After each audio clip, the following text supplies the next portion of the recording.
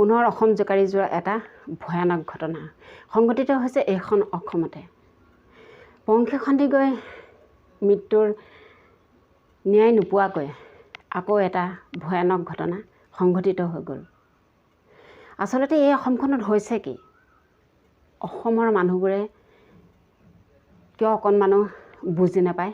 বোৱাৰী নিৰ্যাতন কিয় কৰি কৰি বাৰে বাৰে এগৰাকী সৰু সৰু ছোৱালী বিয়া পাতি নি কিয় মৃত্যুমুখলৈ ঠেলি দিছে? এই সন্দৰ্ভত অসম আৰক্ষীৰ তদন্তৰ কঠোৰ হ'ব লাগিছিল। নহ'লে এনেকুৱা হয়তো কাণ্ড ভয়ানক কাণ্ড এইখন অসমত সংঘটিত হৈয়ে থাকিব। গতিকে এনেকুৱা এখন আইন বলবৎ হ'ব লাগে, যিখন আইন মানুহে শুনিলে এনেকুৱা নিৰ্যাতনবিলাক কৰিবলৈ একেবাৰে ভয় কৰে, যাতে কোনো ধৰণে বোৱাৰীসকলক অত্যাচাৰ কৰি শেষ কৰি পেলাব নোৱাৰে তেওঁলোকৰ জীৱন। এজনী সৰু সৰু ছোৱালী বিয়া পাতি নি ৰুমত ভৰাই ৰদেৰে পিতে, দৰ্জা খিৰিকী সকলো বন্ধ কৰি ৰুমৰ ভিতৰত সুমুৱাই লৈ যেতিয়া ৰদেৰে প্ৰহাৰ কৰে, সেই দুখখিনি কষ্টখিনি সেই বোৱাৰীগৰাকীয়ে বুজি পায়।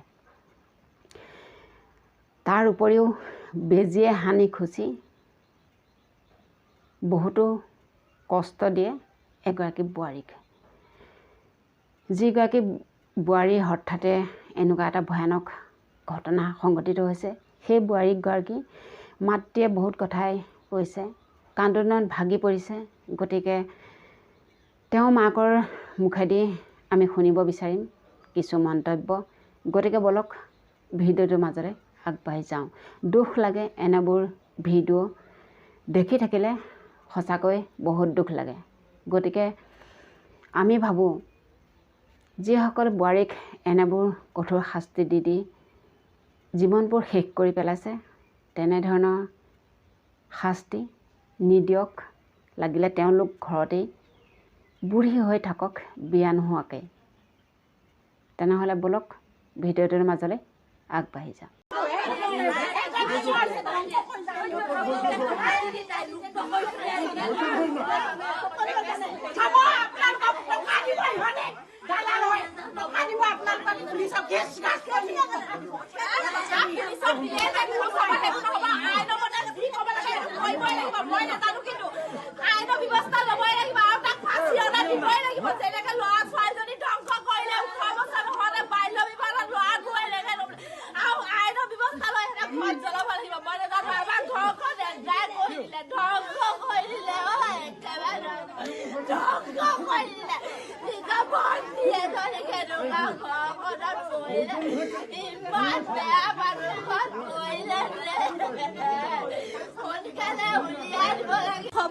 ল'ৰাজনী মানুহ আগত ইয়াত কৈছে মেট্ৰিক দিয়া বিয়ে পঢ়া ছোৱালী বুলি কৈছে।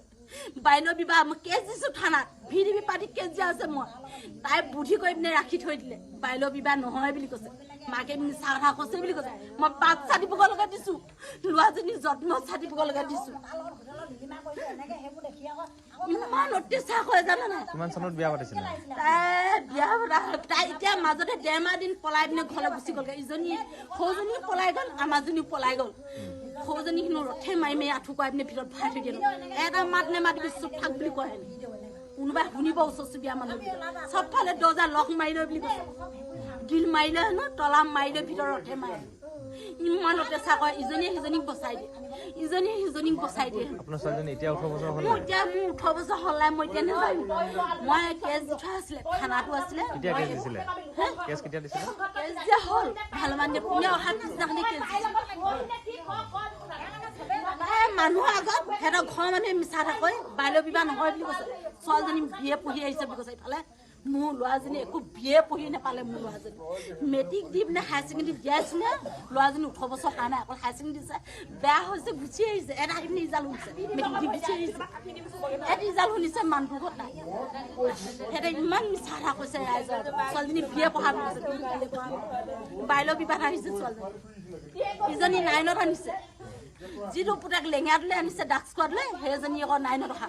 আপোনাৰ ছোৱালীজনী যিটো ল'ৰাটোলৈ আহিছিল, ল'ৰাটোৰ নাম কি? ল'ৰাটোৰ নাম কি বুলি নাজানো দেই ৰমেশ বুলি কয় গোটেই হাতখন বেজি মাৰি এদিন ঘৰৰ পৰা দিয়া ফোনটো বন্ধক দি থৈ আহিলে এদিন ঘৰৰ পৰা সোণৰ ফুলিযোৰ দি পেলাই আছো দে ঐ বনৈ এদিন মানুহৰ কথা কৈছে সোণৰ ফুলিযোৰ দে মেডিকেলত শাহুৱেকে ভৰাই দিলে কি বুলি পঢ়া লাগে মেডিকেলত ল'ৰাজনী ডিউটি মই ৰাতিয়ে দিনে সেইজনী ডিউটি মাৰিব পৰা হোৱা নাই নহয় চেলাইন দিয়াগে বেজি দিয়াগে শাহুৱেকে ভৰাই দিছিলে মেডিকেলত দুইজনী বাইক এনেই ভৰাই থৈছে মেডিকেলত মোৰ ল'ৰাজনী ইফালে চাৰ্টিফিকেটে নাই যে সেইবোৰ ক'তো মোৰ ল'ৰাজনীয়ে মেডিকেলত মই তাত হেৰিও কৰা নাই মোৰ ল'ৰাজনী 6 বছৰ নোহোৱাকৈ মেডিকেলত আনি পিনে বুদ্ধি কৰি ভৰাই থৈছিলে মাকে চাল কৰি জানেনে আপুনি দুজনী বোৱাৰী মাকে মেডিকেলত চাল আছে যে ডক্টৰৰ লগত হাত আছে যে দুইজনীকে বোৱাৰীয়েককে ভৰাই দিছিলে অকণমানতে আনি দিলে চেলাইন লগাই শিকাই বেজি চিঞ্চ মাৰিবলৈ শিকাই শাহুকে নিদিলে মেডিকেলত ধেমাজি মেডিকেলত এই মেডিকেলখনত ভৰাই থৈছে মোৰ ল'ৰাজনী কেতিয়াবা এনেকুৱা কোনটো ৰুমত থাকে নাজানো ৰাতি দুদিন নাইট ডিউটি মাৰি আহে ৰাতিপুৱা হেনো ইমানেই অত্যাচাৰ কৰে ভাতকেইটা খাব নাপায় হেনো গোটেইকেইটা অত্যাচাৰ পায় হেনো টোপনি ক্ষতি কৰি আহিবলৈ মাও মোক এনেকুৱা অত্যাচাৰ কৰে বুলি কৈছে বেছিজনী কান্দি কান্দি কৰি ডেৰমাহ থাকি গ'ল এদিন গোটেই মানুহ চপাই লৈ গৈছে ইজনী পলাই দিলে ক'ত পলাই দিলে সৌজনী না পতা হৈ দিলে তাই মোৰজনী পলাব নোৱাৰিলে মই ঘৰত থৈ দিলোঁ আকৌ হায়াৰ ছেকেণ্ডেৰী দিয়াম এইখিনিতে ফৰ্ম ফিল আপ কৰি ৰাইজৰ আগত কৈছোঁ হাতযোৰ কৰি কৃষ্ণ মোৰ ল'ৰাজনী 18 বছৰ নহওঁতে এখন ঘৰ পৰা লৈ গ'ল মানুহ আগত কৈছে বিয়ে পঢ়া ছোৱালী বুলি বাল্য বিবাহ মই থানাত কেছ দিয়া আছে আৰু মই ভিডিবি পাৰ্টিকো কেছ দি থোৱা আছে ছোৱালীজনী বোলো আপোনালোকে নিব নাহিব বুলি হাতযোৰ কৈছোঁ মই ৰাইজৰ আগত এনাও